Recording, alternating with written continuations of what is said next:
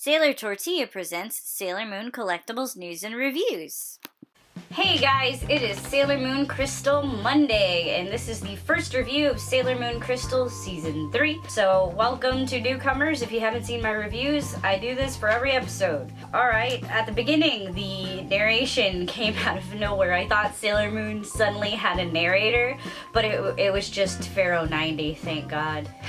Thank God it was just the villain. I was not going to deal with the Sailor Senshi and all this stuff. What?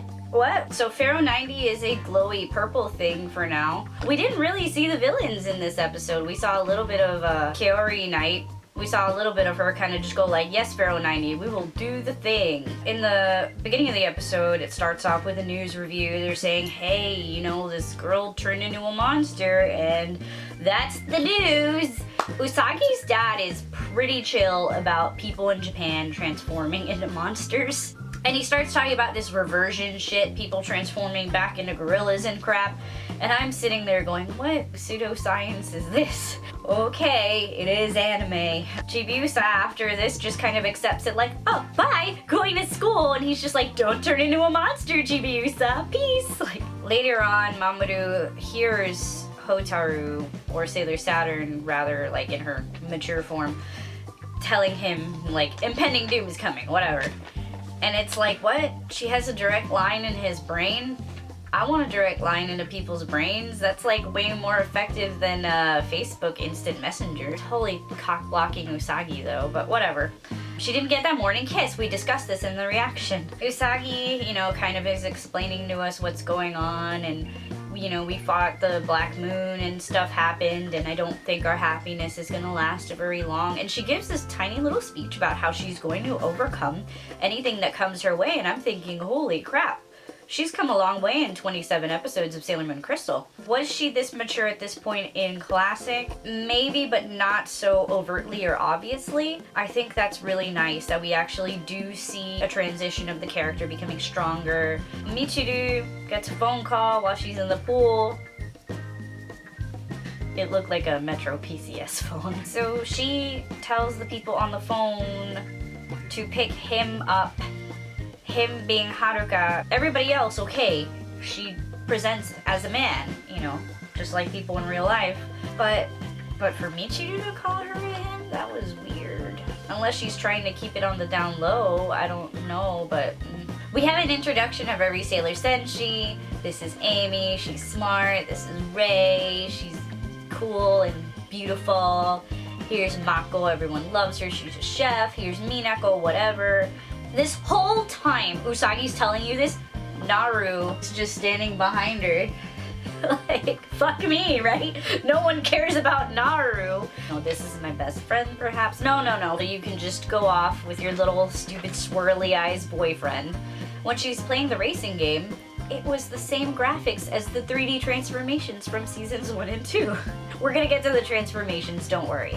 Mamoru bumps into Michiru. But Mamoru is constantly bumping into everyone in Sailor Moon Krystal, in Sailor Moon Classic. This dude does not know how to walk down the street. Like, get your shit together, Mamoru. The commercial break, the little screen grabs of Haruka and then Michiru are gorgeous. I love them. They're amazing, and I wish we had one for every Sailor Senshi.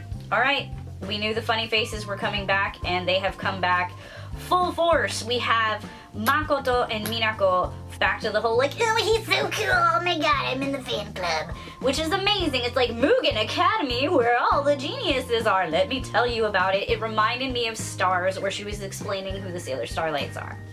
And it was great. It was great to see these girls acting like teenage girls and not like 30-year-old moon warriors, which was one of my biggest complaints about Krystal. No one acted like themselves from the original show. It was like, oh, they're more mature because this follows the manga. Man, I don't give a shit. Act like teenagers. You're fucking 14.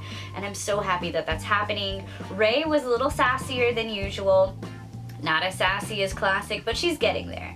So I am quite alright with this. I am quite happy with the Mako Minako thing of them going boy crazy instead of Minako and Usagi like in Classic. That's glorious and amazing, and I love it.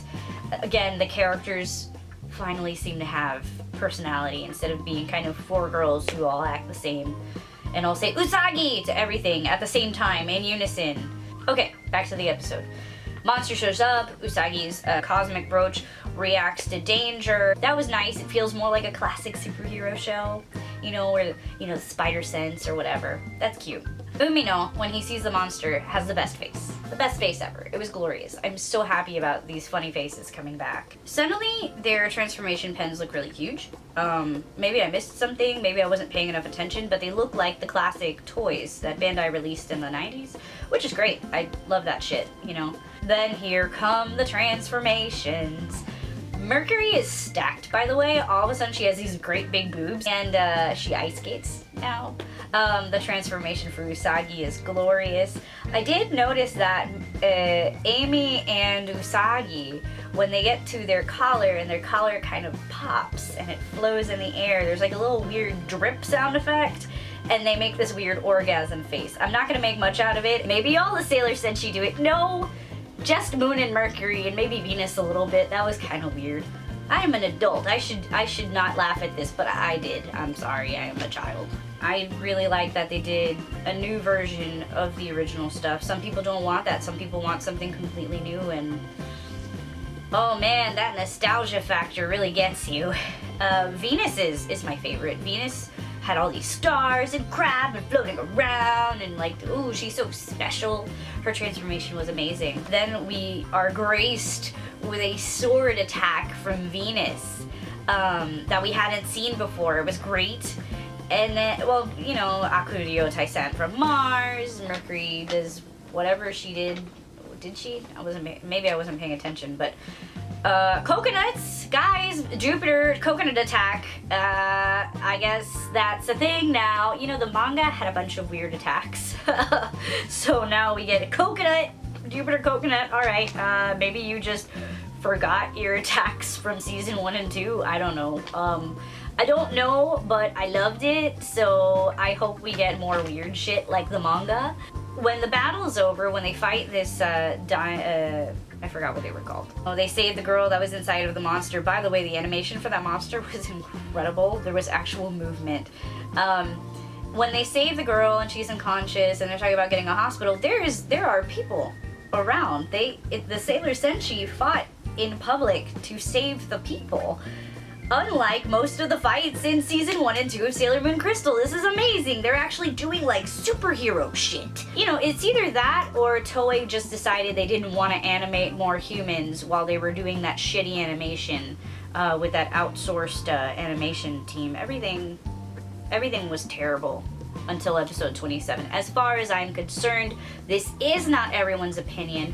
I know a lot of people really like the old style because it was different from other anime.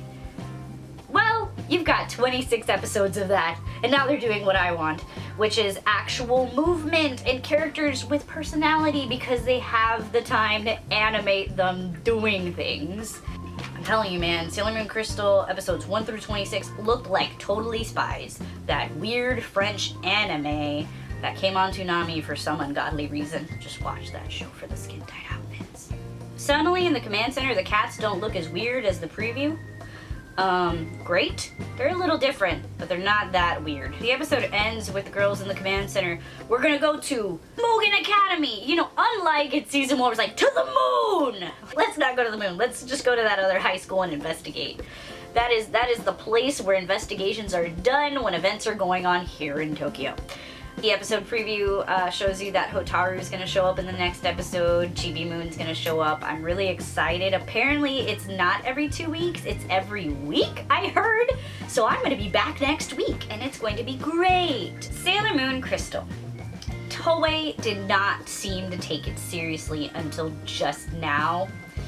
And I wasn't really happy when I was watching episodes 1 through 13. The more episodes I saw, the more upset I was. Because they didn't really seem to be taking the show seriously or making enough changes that turned it into a show with good pacing, interesting characters. I love Sailor Moon. I will watch Sailor Moon until the end of time. But part of my love for Sailor Moon is that I love the characters, and Krystal kind of like sucked that out of some of the people. Like, Jesus Christ, Ray didn't do shit. Like, the entire show. And, you know, episodes 14 through 26 were somewhat better, but we still had that issue with the weird pacing and all those animation blips, like Sailor Moon having the wrong wand and it kind of spinning in 3 frames rather than an appropriate amount. Do I care that the style looks like normal anime now? No, it's 2016. Like, Sailor Moon, if Sailor Moon came out today for the first time, it would look like Pretty Cure and all these other shows because shit, that's what anime looks like now. And as much as I love 90s anime, like Fushigi Yugi is one of my favorite anime and I hope they never remake it. Now, with computers, there is an expectation for anime to be animated and have movement like a Disney movie. Perhaps not exactly, but like, have you seen Attack on Titan? The animation is incredible. A fight in One Punch Man is glorious. It's like watching an entire season of Dragon Ball Z. It's 2016. I expect Sailor Moon Krystal to look good. And I wasn't happy, and now I could not be happier. I feel like the characters are being treated well. I feel like going back to 2D transformations is the best thing they could have ever done. I did not like the 3D at all. It made me feel like I was playing a really, really cheap video game. Toei really did outsource a bunch of the animation to a very crappy company. And that's why we had the Blu-ray, which looked better, but not 100% better. Episode 27 gives me a lot of hope for what's coming. I'm actually excited for the next episode. This is not something that I experienced originally when I was watching the other episodes of Sailor Moon Krystal. I was kind of dreading the next episode, like, what am I not gonna like this time? I definitely like Sailor Moon Krystal now. It feels like the classic anime, which is what we all fell in love with. I think we can all agree that we didn't all get what we wanted when they made this change. I know I did, but not everybody did. At least you can go back and watch Krystal, the other seasons. You can go back and watch Classic if you don't like this. We have options. And then if you don't like anything, you can fucking watch the Sailor Moon musicals, which are incredible. Or read the manga if you don't like anything. I don't know, you don't like animation. Sailor Moon comes in so many forms. Oh, and PGSM, the live action, which is like Power Rangers, because I love Power Rangers. Sailor Moon comes in so many forms. There's no reason to fight about it. We cannot say this about every anime. And I think we're really lucky that Sailor Moon is as big as it is, and we can kind of sit here and just think about whether or not we think Usagi's meatballs are in the right place. You know, we can actually argue about the size of her odongos. We can't do that with other anime, and I think everything is good. Everything is happy. It is a happy day. Anyway, I am Sailor Tortilla. I guess I'll be back next week if it really is coming out in a week. It is streaming on Hulu, Neon Alley, Viz, and Crunchyroll. I watched it on Crunchyroll because Crunchyroll is free with advertisements, brah. I will see you guys in the future. The future! The 30th century. My foot fell asleep.